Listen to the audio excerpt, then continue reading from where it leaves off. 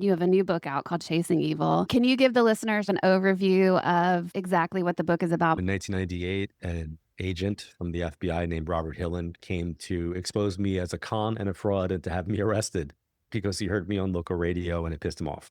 That's the genesis of how we met. I love how much he did not want to believe in the work that you do. Like, I love how skeptical he was. I treated it like every other client that I would work with.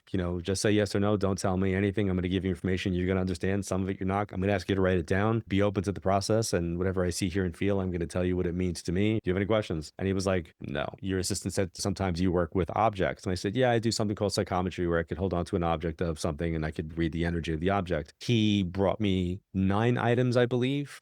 5 of them were legitimate from a case of a missing person, and 4 of them were control items that he had taken from 4 different women in his office that he put into the same type of evidence bags. And he laid them all out in front of me as if they were all part of the same case. And the first thing I did was remove the 4 control items and say, I don't know what these are. They have nothing to do with your case. And that was pretty much the genesis of how our first meeting went. And then I started getting information about not just the case and aspects that were going to help him eventually on that case, but I wound up making connections with his relatives. And information came through about his family that he did not have access to. And that kind of like flipped him out when he went home and talked to his parents. I love that he came in with the test and you immediately passed it. I mean, and that did seem to really lower his guard.